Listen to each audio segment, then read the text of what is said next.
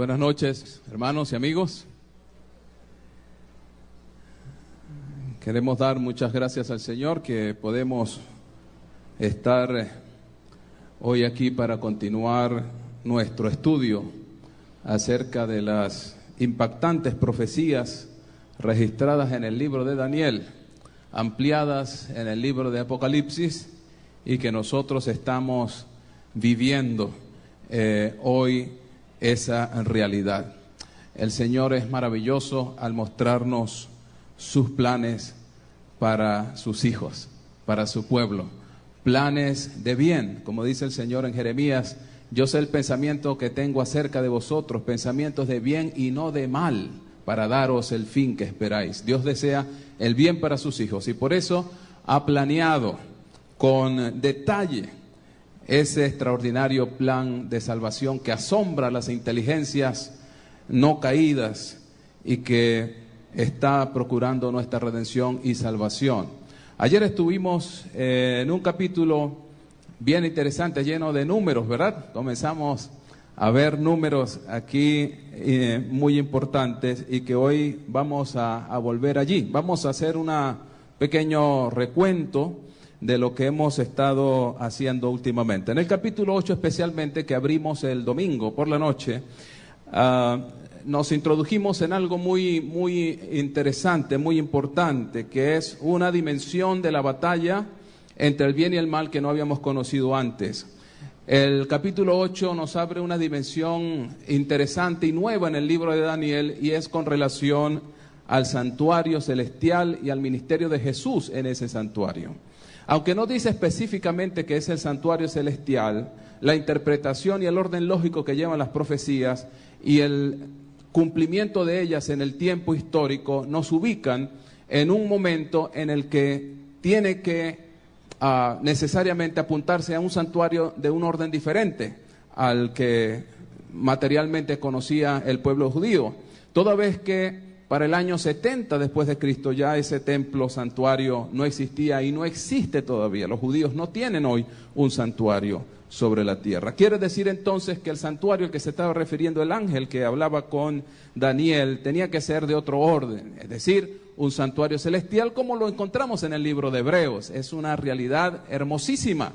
La que está allí en el libro de Hebreos nos dice con claridad que en el cielo existe un santuario, pero un santuario que no está vacío, es un santuario que lo ocupa nuestro sumo sacerdote Cristo Jesús, nuestro intercesor, nuestro abogado, nuestro amigo, que está allí intercediendo para nuestra salvación, presentando los méritos de su sacrificio suficiente, de su sacrificio perfecto, para que usted y yo, a través de esa ofrenda generosa de Cristo, de su sacrificio, podamos recibir el perdón, la justificación, la redención finalmente. Amén, ¿verdad? Gloria al Señor por eso.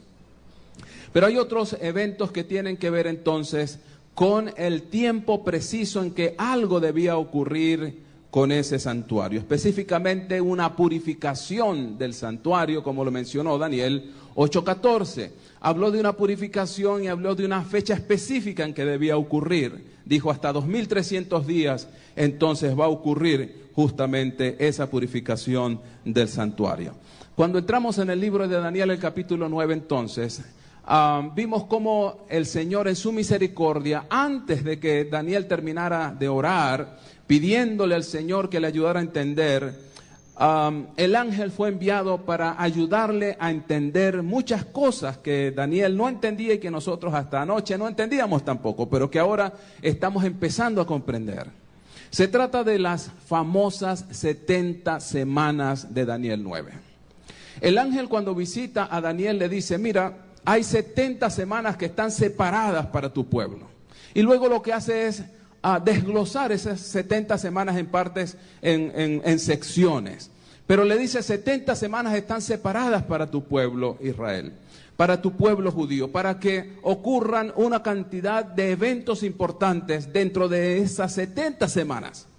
Y dentro de esos eventos importantes que debían ocurrir, debía aparecer el Mesías príncipe. ¿Recuerdan? Allí en el capítulo 9, en el versículo 25 y 26, se menciona al Mesías príncipe. Por una simple deducción, sin tener que hacer mucha argumentación bíblica, textual, nosotros podemos concluir que esas 70 semanas de que está hablando el ángel a Daniel no pueden ser semanas literales de 7 días de 24 horas. Porque desde el momento en que sale la orden para reedificar el templo hasta que el Mesías aparezca, no pueden haber transcurrido 70 semanas. ¿Cuánto es 70 semanas? Un año tiene 52 semanas. Así que 70 semanas es un año y unos pocos meses más, ¿verdad? Así que no puede ser. 70 semanas no puede estarse refiriendo a esas 70 semanas literales que nosotros conocemos de 7 días de 24 horas. Es obvio por lo que está implícito de lo que ocurriría dentro de esas 70 semanas, la aparición del Mesías, la muerte del Mesías. No ocurrió eso en el año siguiente de que se empezó a reedificar Jerusalén. Así que por pura lógica, deducción, concluimos que esas 70 semanas tienen que ser un tiempo, un periodo diferente y que tiene que ser algo simbólico, que no podemos tomar esas 70 semanas como literales, sino que tiene que ser simbólico. Hay otras razones más por las que deducimos que son simbólicos y lo vamos a explicar esta noche. Concluimos ayer que esas 70 semanas tienen que formar parte de una porción de tiempo mayor, ¿verdad? ¿Se acuerdan que dijimos, bueno, 70 semanas están apartadas para tu pueblo? Entonces, ¿de dónde se apartaron esas 70 semanas? Tiene que haber sido de una porción mayor. Así como un pedazo de torta tiene que haber venido de una porción mayor, de una torta completa. Entonces, si 70 semanas están separadas para los pueblos judíos, dedujimos que esas 70 semanas tuvieron que apartarse de una porción de tiempo mayor, y la única porción de tiempo mayor que conocemos previa a esta explicación, ¿cuál es? Los 2300 días de Daniel 8:14. Quiere decir entonces que de allí fue que el Señor dijo, de esos 2300 días, 70 semanas, o lo que es lo mismo, en días, ¿cuánto sería? Ok, 70 semanas serían 490 días. De esos 2300 días, 490 días se van a apartar para cumplir algunos eventos importantes que pertenecen, están dentro del marco exclusivo del pueblo de Israel literal. Esas 490 días pertenecen a esos 2300 días. Ahora, ¿cuándo comenzaron o cuándo deben empezarse a computar esos 490 días? En Daniel capítulo 9 da la clave. Yo quisiera pedir una ayuda adicional esta noche. Yo tengo una presentación que la vamos a ver ahora un poquito más tarde, pero me gustaría usar el pizarrón. No sé si los diáconos están por allí, me pueden ayudar a colocar el pizarrón aquí sobre la plataforma para hacer algunas cuentas que son bien interesantes y muy útiles para lo que ustedes deben entender.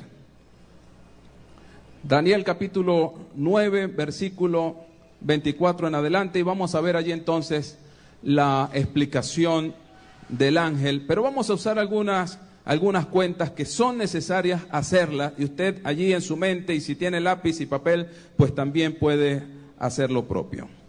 Dice en el verso 24 de Daniel capítulo 9, 70 semanas están cortadas, separadas para tu pueblo, sobre tu santa ciudad, para terminar la prevaricación, poner fin al pecado, expiar la iniquidad, traer la justicia perdurable, sellar la visión, la profecía y ungir al santo de los santos. Entiende pues, desde la salida de la orden para restaurar y edificar a Jerusalén hasta el Mesías príncipe, habrá 7 semanas y 62 semanas. Se volverá a edificar la plaza y el muro en tiempos angustiosos. Vamos a empezar con esa cuenta.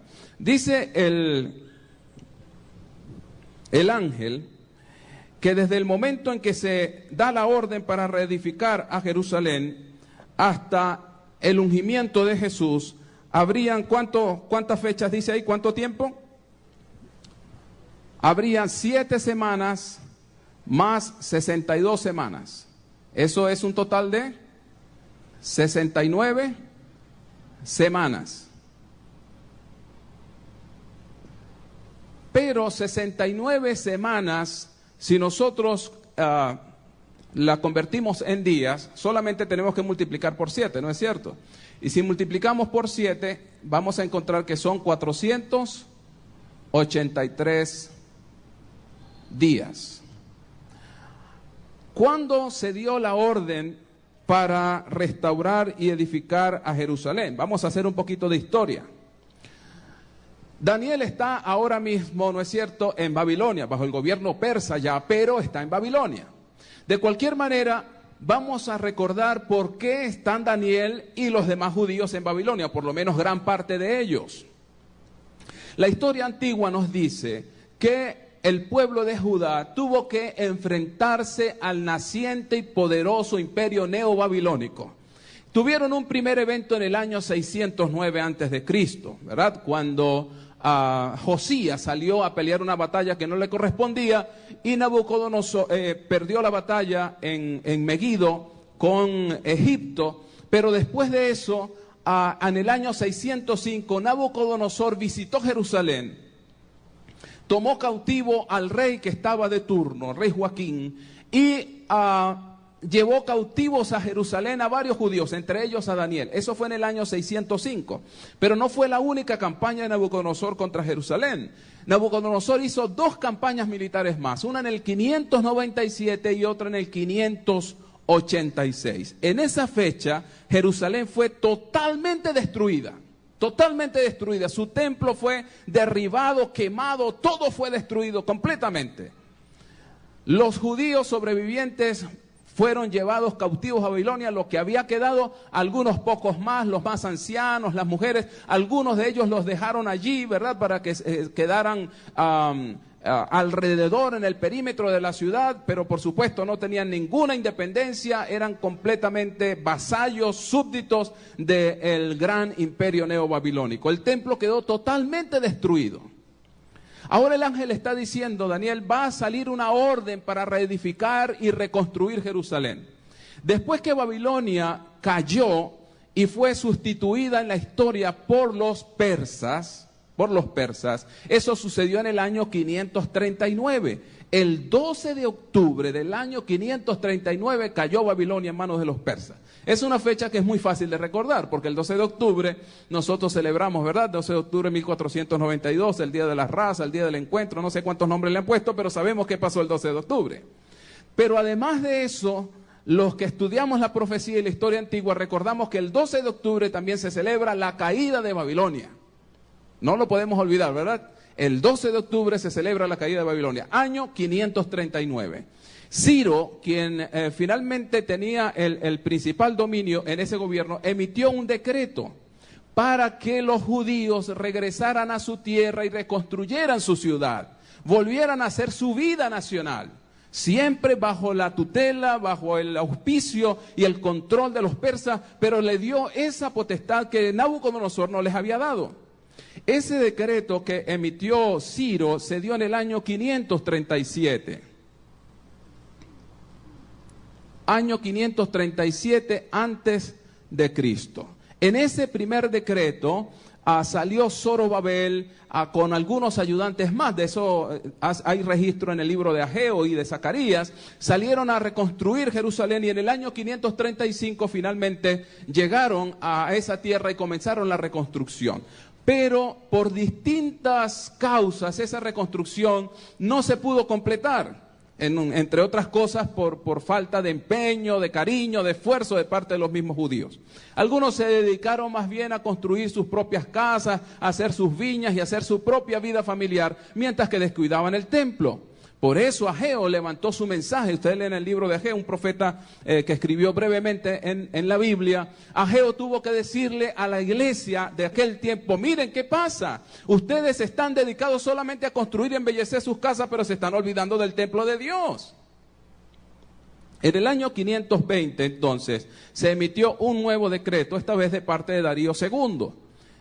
En el año 520 antes de Cristo. Recuerden que antes de Cristo avanzamos retrocediendo, ¿verdad?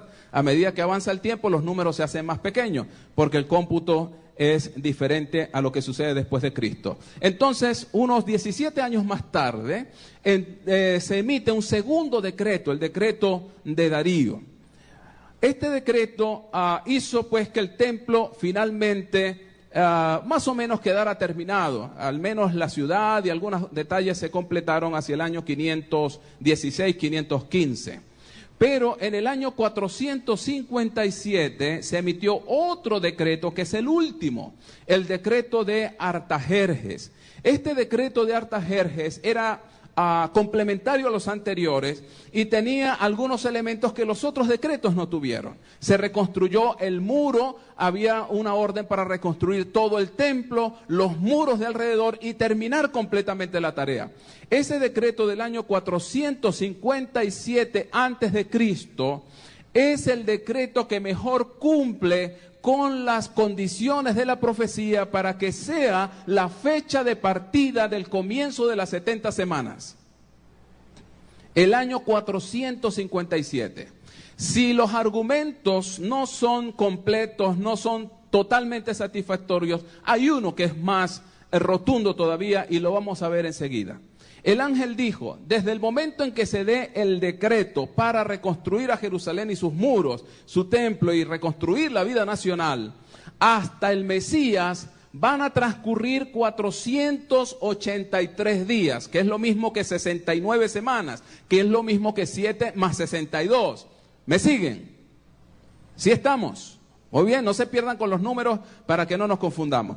El ángel dijo, desde el momento en que salga, el decreto para reconstruir Jerusalén y sus muros y su templo y todo lo demás, hasta el Mesías o hasta el ungido, habrán pasado 483 días.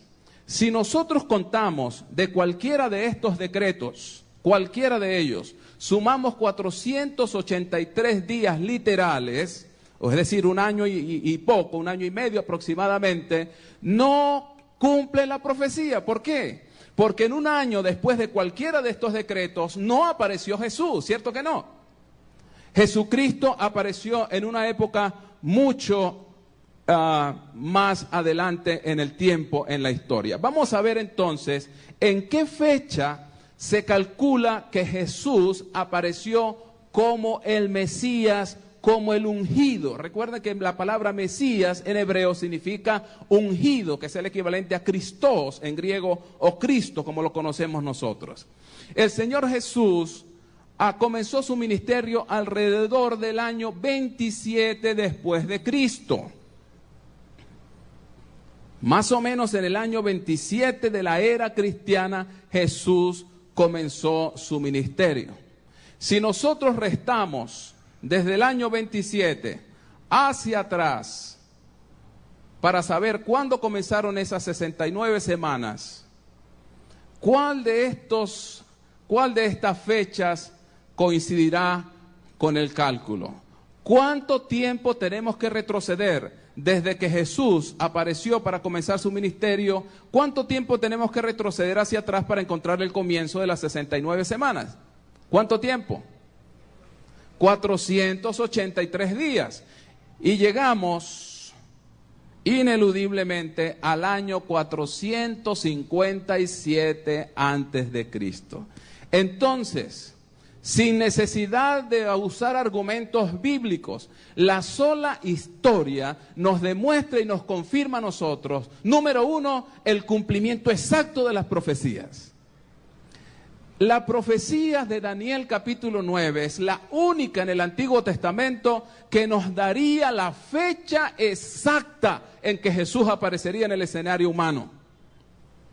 Así como Miqueas 5:2 nos daría el lugar preciso de su nacimiento, Daniel capítulo 9, 25 al 27 nos diría la fecha exacta en que Jesús, más o menos por esa fecha, debía aparecer. Vean ustedes, desde el año 457 antes de Cristo, el último decreto, el de Artajerjes, para reconstruir a Jerusalén, contamos 483 días o años en el tiempo y llegamos hasta el año 27 de la era cristiana. ¿Qué pasó en el año 27 de la era cristiana? ¿Qué pasó en el año 27? Jesús fue bautizado y comenzó su ministerio. Véanlo ustedes en el libro de Lucas. Vamos a ir al libro de Lucas rápidamente para confirmar este hecho. Lucas capítulo 3.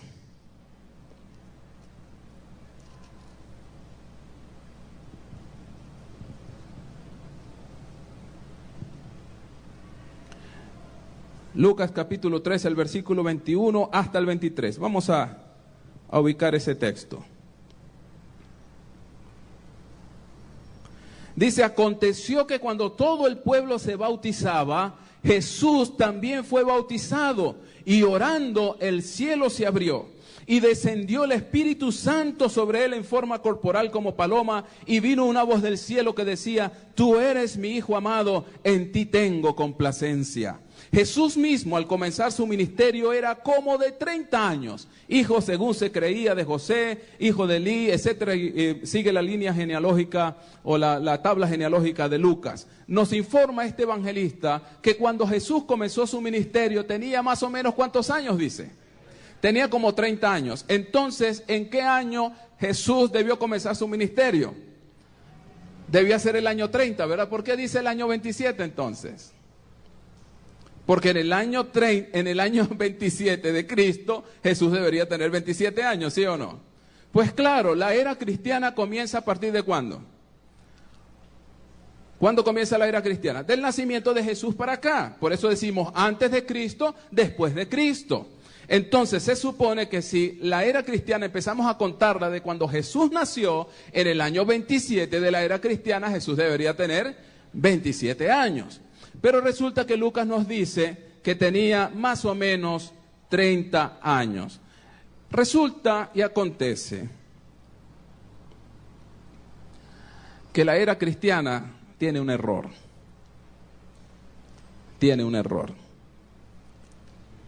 Y Jesús no nació en el tiempo en que lo había calculado un famoso obispo llamado, no tan famoso, famoso al menos por eso, llamado Dionisio el Exiguo. Él había calculado el momento del nacimiento de Cristo, pero tuvo un error. No vamos a entrar mucho en esos detalles porque esto no es una clase de historia, pero sí sabemos que Jesús debió haber nacido más o menos unos 3 o 4 años antes de lo que calculó ese obispo. Así que en el año 27, Jesús tenía más o menos 30 años. ¿Se captó la idea? Es solamente cuestión de sumar y restar. Jesús no nació aquí en el punto cero, no en el año cero porque el año cero no existe, pero en el punto cero de esta tabla, supuestamente Jesús debió haber nacido allí, pero no nació entonces. Jesús debió haber nacido unos 3 o 4 años antes de lo que había calculado el obispo Dionisio, por un error que tuvo allí con relación a la fundación de Babilonia.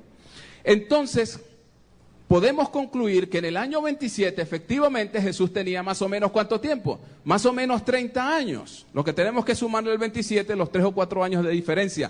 Pero lo cierto es que desde el momento en que se envía a reconstruir a Jerusalén hasta que Jesús es ungido por el Espíritu Santo en el bautismo, transcurrieron justamente 483 años.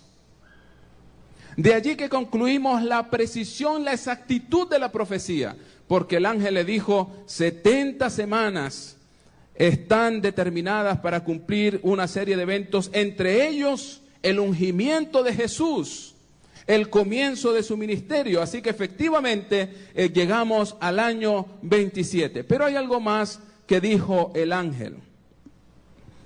En el versículo, volvamos a Daniel 9, por favor.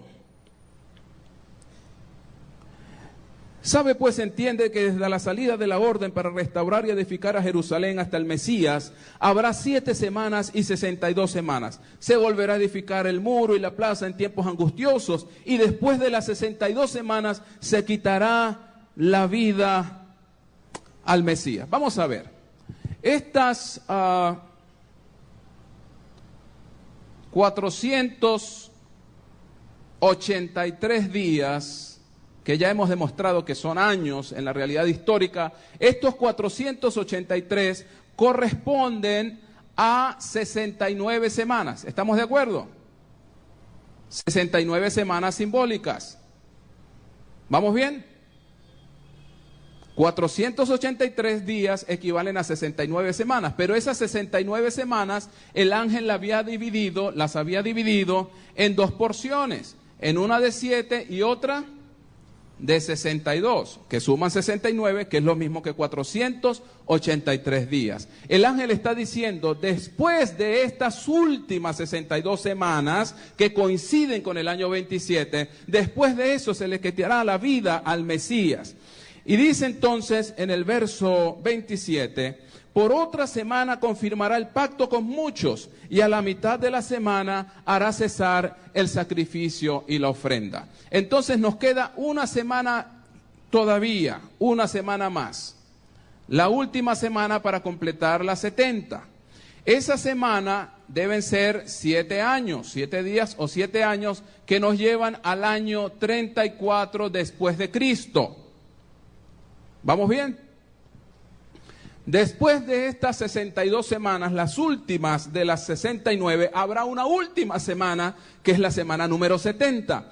Esa semana se traduce en 7 días o 7 años de historia literal. El ángel dice, después de esa semana, en esa última semana, se va a confirmar el pacto con muchos, pero a la mitad de esa semana se va a hacer cesar el sacrificio y la ofrenda. Quiere decir que hacia el año 31, la mitad de la semana, Jesús iba a ser sacrificado como el sacrificio perfecto por los pecados de todo el mundo. Es una forma entonces simbólica o figurada en que el ángel está diciendo a la mitad de la semana terminarán el sacrificio y las ofrendas. ¿Por qué? ¿Por qué dice eso?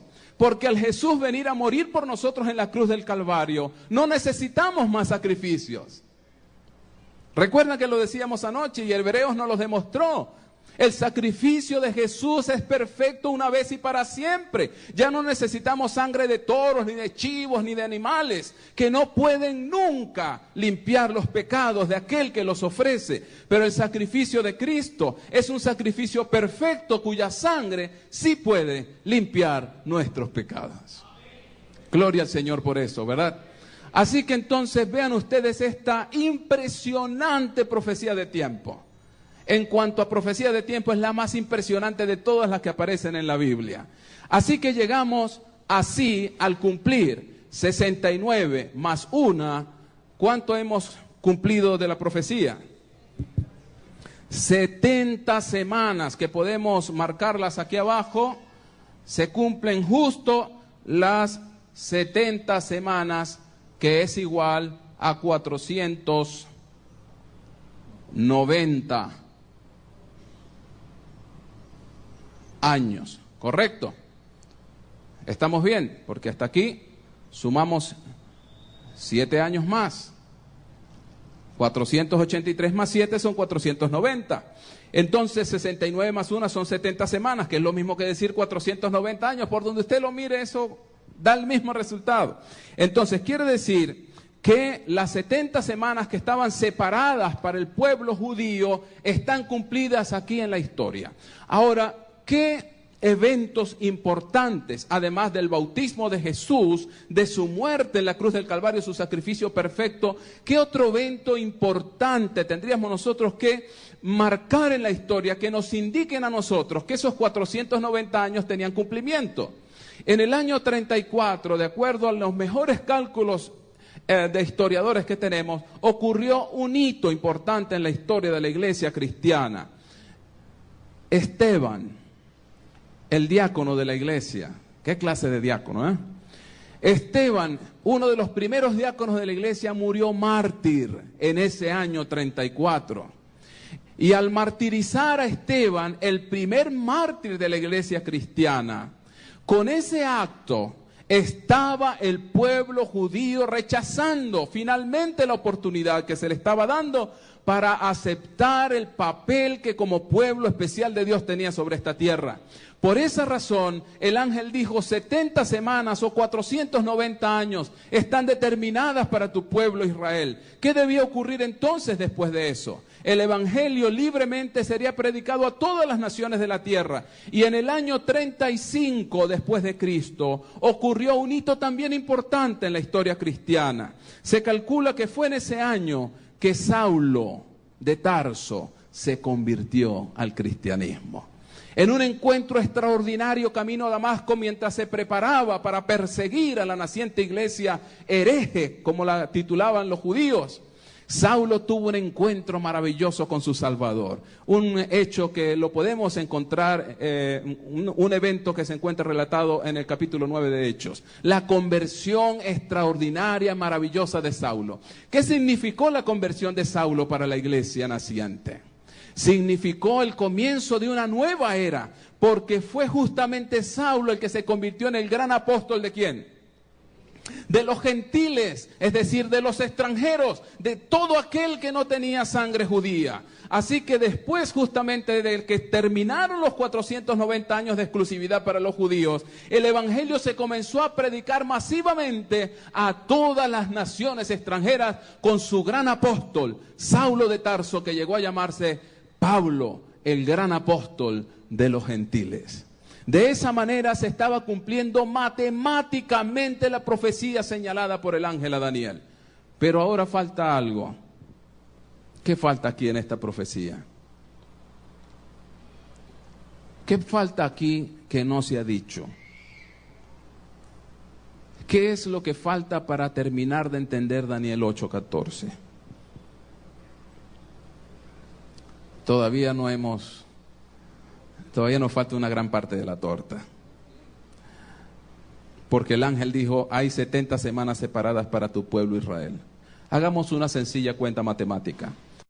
Si el tiempo que se señaló en la profecía en Daniel 8:14 eran 2300 y hasta ahora solo llevamos 490, ¿cuánto falta? ¿Ah? No. Si 2300 es el tiempo completo y apenas hemos separado 490, ¿cuánto nos falta para llegar a 2300? 1810, ¿verdad? 2300 menos 490 son 1810. Lo que menos pensaban ustedes que íbamos a ver matemáticas en este ciclo de conferencia, ¿verdad? No importa, si no le fue muy bien en el bachillerato, aquí repasamos todos juntos, ¿verdad? 1810 es lo que falta para completar los 2300. De modo que si nosotros hacemos una simple suma, vamos a llegar a una fecha interesante. ¿Dónde deberíamos sumar esos 1810? A ver. ¿Dónde? Al 34. ¿Qué pasaría si sumamos 1810 a 34? Encontraríamos exactamente, encontraríamos una fecha poderosa. El año 34 más 1810 años que todavía no hemos computado, llegamos a la fecha extraordinaria de 1844. Y aquí quiero detenerme un poquito para decirles algo. Lo que estamos haciendo aquí en este pizarrón es lo que enseña la Iglesia Adventista en el mundo entero, en todo el mundo, pero no lo inventamos los adventistas. No lo inventamos los adventistas. El hombre que Dios usó para recordar, refrescar esta profecía fue un hombre de granja, un agricultor llamado Guillermo Miller en los Estados Unidos de América. Pero Guillermo Miller no inventó eso. Otros estudiosos de las profecías habían llegado a estas mismas conclusiones. Entre ellos, ustedes no lo van a creer, Isaac Newton, el gran físico y matemático que estudiamos en bachillerato, cuando vemos física, ¿verdad? Cuando vemos matemática, la ley de la gravitación universal, las leyes del movimiento y todas esas cosas que aportó Newton para la ciencia. Pero lo que los científicos no nos dicen es que Isaac Newton escribió casi más sobre teología que sobre ciencias matemáticas o físicas. Así que Newton también había llegado a estas conclusiones. Y aunque no había llegado al año preciso, estaba cerca. Él decía por ahí 1843, por ahí debe estar terminando los 2300 días de Daniel 8:14. Y otros investigadores bíblicos también llegaron a la misma conclusión. Pero ¿qué era lo que no estaba en armonía en todos los intérpretes? qué pasó en 1843 o 44, o mejor, qué debía pasar, porque todos estos investigadores llegaron a esa conclusión mucho antes de que la fecha se alcanzara en la historia. ¿No es cierto? Así que ellos decían, bueno, hacia esa fecha debe pasar algo extraño va a ocurrir, pero sacaban las cuentas por un lado y por el otro y siempre llegaban a la misma conclusión. 1840, 43, 42, 45, 44, algo debía pasar alrededor de esa fecha. Guillermo Miller, este noble y gran predicador bautista, por cierto, había sido bautista, sus padres habían sido bautistas, él llegó a una conclusión. Él decía, bueno, si la profecía dice que en 2300 días el santuario será purificado, él dijo, bueno, no sé de dónde sacó esa conclusión exactamente, pero él dijo, el santuario debe ser la tierra. Entonces, lo que va a ser purificado al fin de los 2300 días es la tierra. Él encontró en el libro de Pedro que el Señor Jesús va a consumir la tierra con fuego y la va a purificar por fuego. Entonces él llegó a la conclusión. En 1843 o 44, el Señor Jesús va a venir a la tierra. Va a purificar la tierra. El Señor Jesús va a venir en el 1843 o 1844. Estaba temblando por los descubrimientos que estaba haciendo él en su Biblia, pero no se atrevía a comunicárselos a nadie. Imagínese usted, imagínese que usted descubre en su Biblia, por mucho análisis, estudio y oración, que Jesús va a venir dentro de 5 años. ¿Qué haría usted con esa información? Al principio, ¿verdad? Usted seguramente la tendría calladito, meditando, calculando, esperando para dar un anuncio certero y no salir a anunciar algo que después no se cumpliera y sería la burla de todos. Guillermo Miller estuvo pensando y por mucho tiempo estuvo guardando estos descubrimientos en su corazón, hasta que hacia el año 1833, más o menos, 31-33, Miller comenzó a predicar por invitación de otros, ni siquiera fue por iniciativa propia, por invitación de otros. Miller comenzó a proclamar, a predicar sus descubrimientos y a anunciarle al mundo de entonces, especialmente la gente de la costa este de los Estados Unidos, que Jesús debía estar regresando a la tierra dentro de poquísimo tiempo, no más de 10 años. ¿Se pueden imaginar ustedes el impacto de la predicación de este sencillo hombre de Dios?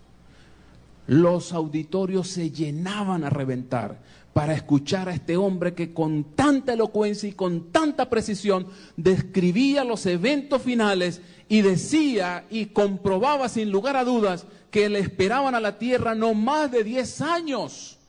La gente que se dejó impresionar allí temblaban de espanto y empezaban a hacer arreglos con Dios. Miles y miles se convirtieron al Señor. Las iglesias cristianas en general de aquel país fueron sacudidas por un reavivamiento tremendo. Realmente la predicación de Miller, que se ha conocido en la historia como el millerismo, significó un gran despertar religioso para las iglesias cristianas de los Estados Unidos de América.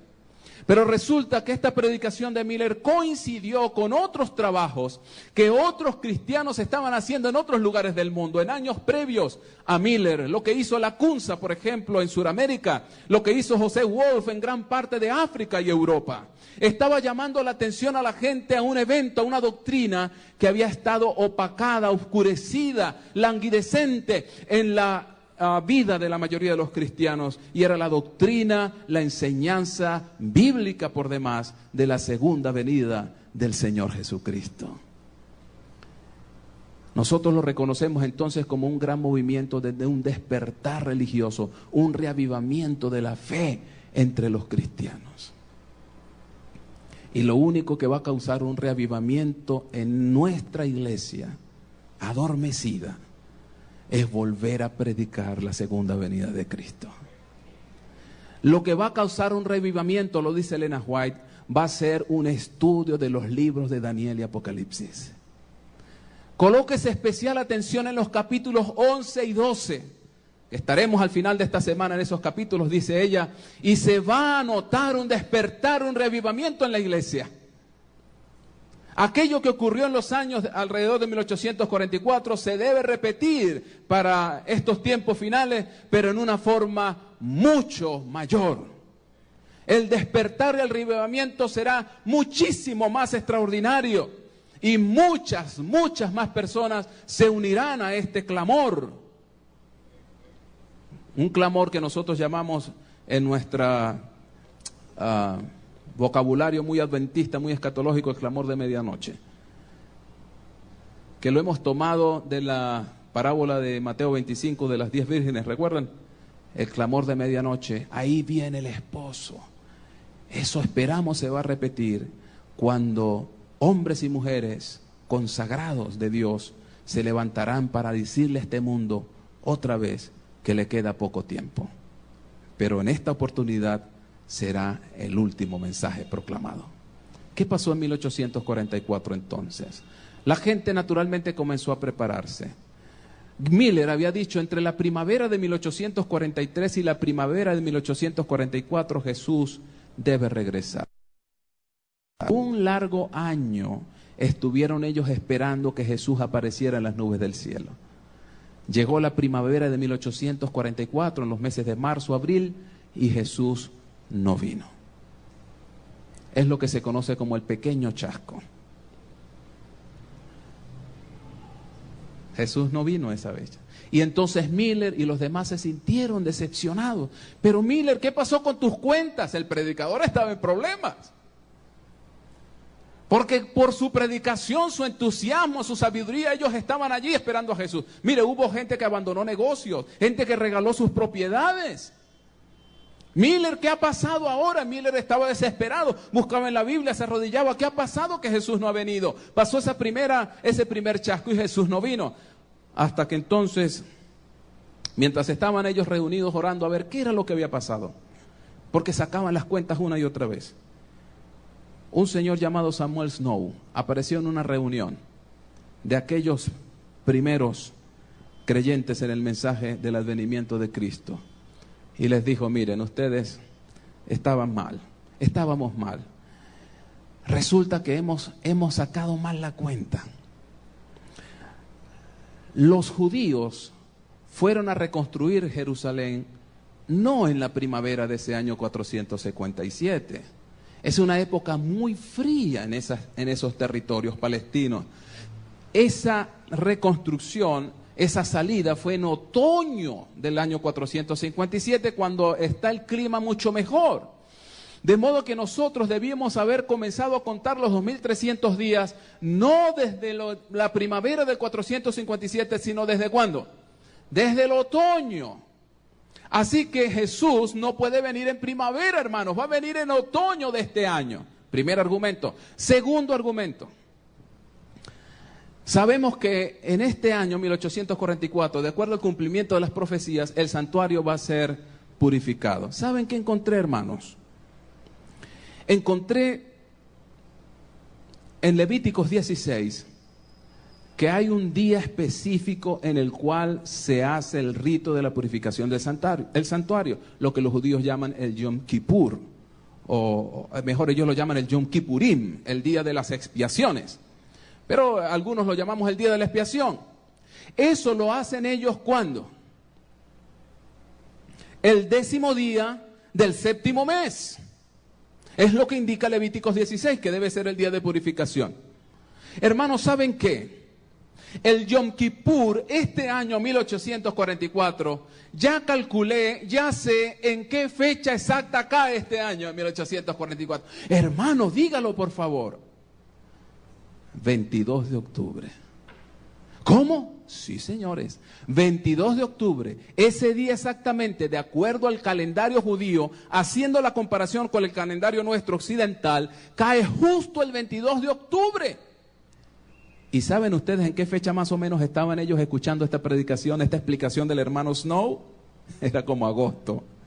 Imagínense, ¿cuánto tiempo nos queda? 3 meses, menos de 3 meses. Hermanos, aleluya, gloria a Dios. No estábamos equivocados. Faltan 3 meses más solamente. Y entonces la gente comenzó a predicar. Hay un caso dramático de aquellos años. No recuerdo el nombre exacto de aquella familia, pero habían unos niños que habían perdido a su padre hacía poco. Y la mamá los consoló. Ahora que Snow estaba predicando eso, no se preocupen mis hijos, falta poco para que vean a papá otra vez. ¿Se imaginan ustedes cómo estarían aquellos primeros adventistas el 21 de octubre por la noche? ¿Se puede imaginar? Todo el mundo tratando de recordar si había algún pecadillo por allí que todavía estaba sin arreglar, porque mañana viene Jesús, no quiero quedarme aquí por alguna tontería. Así que yo me imagino a aquellos hermanos se abrazaban, se besaban, perdóname por favor si te hice algo malo, yo no quise hacerlo, yo no quise decirte eso, por favor, perdóname, perdóname. Sí, está bien, te perdono, pero seguro que me perdonas, no me quiero quedar, mañana viene Jesús. Bueno, aquello era dramático. Como nosotros creemos que Jesús falta mucho para que venga, nos podemos dar el lujo de ofendernos, de maltratarnos, de criticarnos, porque como falta tanto para que venga Jesús, cómo quisiera que hoy fuera 21 de octubre de 1844 y morirme esa misma noche.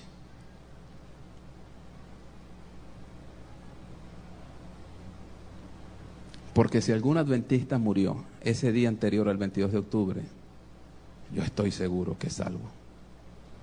Estoy seguro. Porque ese hombre, esa mujer, buscó al Señor con todo su corazón. Buscó perdonar a quien tenía que perdonar y buscó el perdón de que tenía que buscarlo, porque mi Jesús viene mañana. ¿Se dan cuenta por qué Jesús en su inmensa sabiduría no nos quiso decir la fecha en que va a regresar? Porque para nosotros Jesús viene todos los días. Está cerca. Y como todos los días está cerca, todos los días me preparo para verlo en gloria. Es por eso que Satanás nos ha adormecido, nos ha aletargado con la convicción de que Jesús, antes decíamos, como que se demora. Pero ya algunos han empezado a pensar, ¿se demora? ¿No será que no viene? ¿No será que no viene? Y aunque a ustedes les parezca quizá asombroso, ya hay un sector muy grande del cristianismo que llegó a esa conclusión. No, Jesús no viene. No, es demasiado, 2000 años esperando. Se cansaron de esperar. Jesús no viene. Tiene que haber otra interpretación para eso. Ya por allá por el siglo XIX, un tal Charles Dodd, un así llamado teólogo, enseñó que Jesús vino en forma espiritual y viene en forma espiritual al corazón de cada creyente. Es la forma en que se debe interpretar la doctrina de la segunda venida de Cristo, dijo Dodd, allá por el siglo XIX. Y sus socios se unieron a eso, Kuhlman, Bultmann, los grandes teólogos alemanes de aquel siglo XIX, que hicieron mucho para destruir la fe de los cristianos en la Biblia, que hicieron mucho para que Europa esté como está ahora, que hicieron mucho para la masacre de los judíos en la Segunda Guerra Mundial. Pero eso es otro tema que en otra oportunidad vamos a conversar. Pero estamos diciendo que la falta de convicción en la cercanía de la venida de Cristo tiene consecuencias letales en el pueblo de Dios. Pero la impresión de la cercanía de su venida tiene efectos gloriosos en la vida de los cristianos. Bueno, el caso es que llegó el 22 de octubre.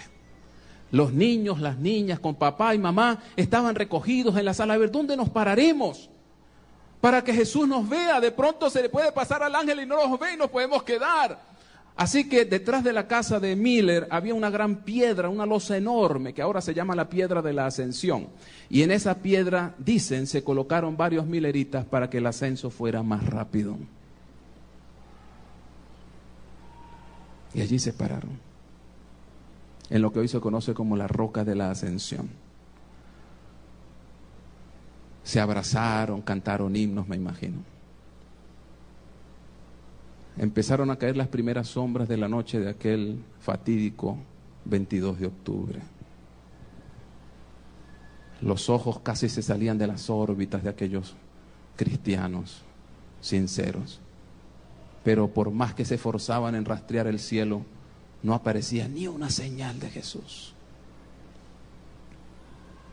Ni la nubecita aquella que debía aparecer en algún lugar distante, ni una estrella que brillara más que otra. Nada, nada les decía que una noche diferente era esa. Pasó como una noche cualquiera. Llegó la medianoche, algunos se esforzaban entonces por alargar más el tiempo. No, es a la medianoche, no dice la Biblia, a la medianoche vino Jesús. Miren, son las 11, todavía podemos esperar, a la medianoche debe venir. Y llegó la medianoche. La campanada parecía como una mandarria sobre los oídos de aquellos creyentes. Sonaba fuerte y firme. Llegaron las 12 de la noche, la 1 de la madrugada, las 2 de la madrugada, hasta que amaneció el día y encontró a aquellos primeros adventistas llorando y lamentando su fracaso, su chasco tan terrible. Ellos no pudieron percibir que aquello estaba anunciado en la profecía también. En Apocalipsis capítulo 10, vamos a ir allí un momentito, por favor.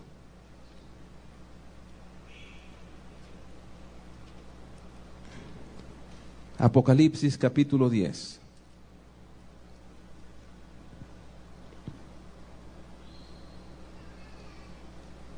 Vi descender del cielo a otro ángel fuerte, envuelto en una nube con el arco iris sobre su cabeza, y su rostro era como el sol y sus pies como columnas de fuego.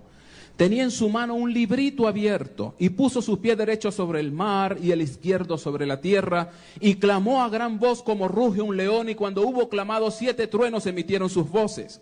Cuando los 7 truenos hubieron emitido sus voces, yo iba a escribir, pero oí una voz del cielo que me decía: sella las cosas que los 7 truenos han dicho y no las escribas.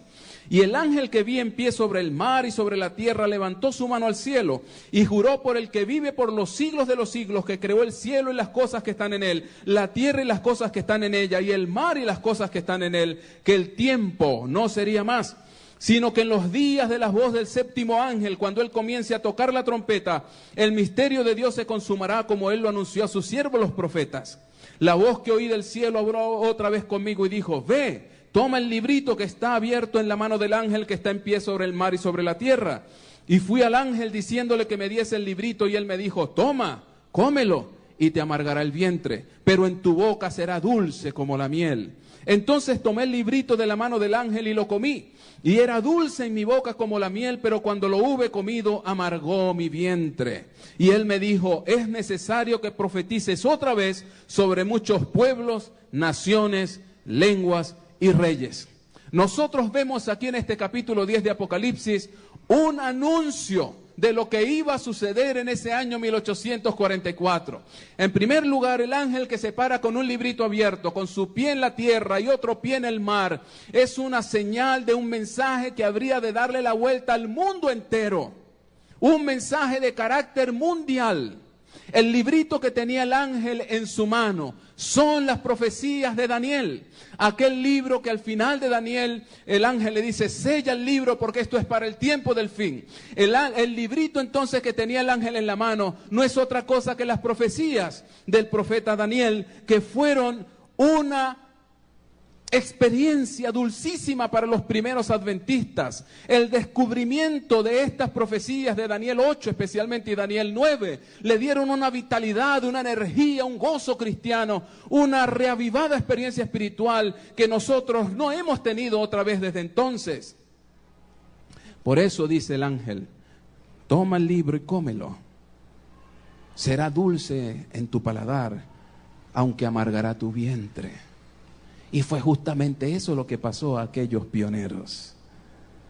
La experiencia de comer el libro se equipara con la experiencia del descubrimiento de verdades bíblicas extraordinarias.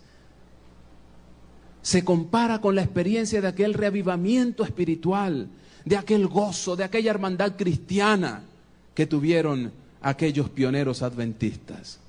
Pero la amargura del vientre se compara con la experiencia del chasco, de aquel terrible chasco, al no ver sus esperanzas hechas realidad, porque Jesús no vino entonces. Pero cuando Juan estaba tirado en el piso, revolcándose por la amargura que tenía en su estómago, el ángel le dijo: levántate, levántate de nuevo. Es necesario que sigas profetizando, es necesario que sigas llevando este mensaje. Y es así como aquellos primeros adventistas, chasqueados, frustrados, llorando su amargura, el Señor le dijo: pueblo pequeño, manada pequeña, levanten su vista al cielo, levanten su rostro. Es necesario que sigan cumpliendo su misión, es necesario que sigan cumpliendo la tarea. No es tiempo de seguir llorando su fracaso. El Señor tiene para ustedes todavía una misión que cumplir. Y así nació el movimiento adventista del séptimo día.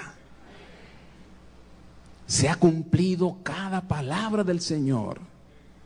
Y este pequeño grupo, que no eran más de 30, 40, hoy son más de 18 millones en todo el planeta Tierra y estamos en más de 280 países en el mundo. Y aunque todavía la tarea está sin cumplir, todavía en países como Arabia hay un adventista por cada 25 millones de habitantes. En la famosa ventana 1040, donde está todo el norte de África, toda la zona del cercano y lejano oriente, hay más de 2.000 millones de personas que no conocen a Jesús. Hay más de 2.000 millones de personas que no saben de la segunda venida de Cristo. Hay 2.000 millones de personas que no saben que hay un santuario en el cielo y un generoso, amable y extraordinario sumo sacerdote dispuesto a interceder por su salvación. La tarea no está terminada todavía, pero hemos cumplido la profecía de Apocalipsis capítulo 10. El Señor ha levantado un movimiento, así como levantó a la iglesia cristiana de aquel amargo chasco de la muerte de Cristo, para luego convertirse en un extraordinario mensaje que arropó el globo entero. Así también de este pequeño grupo de creyentes sinceros pero equivocados, Dios levantó un movimiento extraordinario que hoy tenemos el privilegio maravilloso de pertenecer a él. De modo que miren todo lo que tiene el libro de Daniel. Aquel chasco significó en los planes del Señor el comienzo de una etapa maravillosa para esta tierra y para este pueblo, porque en el año 1844, es verdad, Jesucristo no vino, pero nosotros entendemos que en 1844, cerca de esa fecha, algunos dicen 1798, pero alrededor de esta fecha comenzó, según nuestros cómputos proféticos, el tiempo del fin. El tiempo del fin. Lo que quiere decir que después de 1844, hasta la venida de Cristo, no debe transcurrir demasiado tiempo. Jesús está próximo a venir. Jesús está cerca. Ese es el mensaje. Por eso existe un movimiento adventista, porque creemos en el advenimiento de nuestro Señor Jesucristo.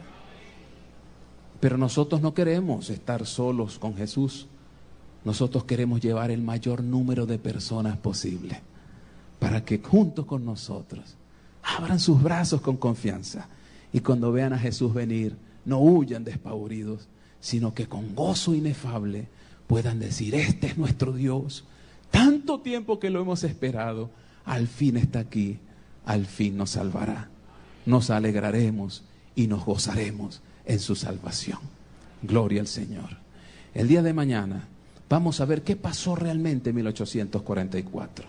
Jesús no vino como los primeros adventistas lo creyeron, pero a la luz de la doctrina del santuario, que tiene tanto que ver con esta profecía de Daniel 8, entenderemos qué pasó entonces, entenderemos por qué, entenderemos mejor aún Porque existe una iglesia adventista del séptimo día. Entenderemos por qué estamos teniendo unas campañas como estas. Entenderemos por qué estamos esforzándonos para que mucha gente se bautice y se haga miembro de la iglesia. No se trata, hermanos, de estadísticas, de números fríos. Se trata de una lucha entre el bien y el mal. Se trata de que este mundo está por terminar. Se trata de que Jesús quiere llevar cuantos pueda a la salvación. Se trata de que en esta tierra, esa tarea, Dios se la encargó especialmente a la iglesia adventista del séptimo día, quien desde 1844 se constituye en el movimiento profético que Dios levantó en esta tierra con un mensaje específico, con una misión especial.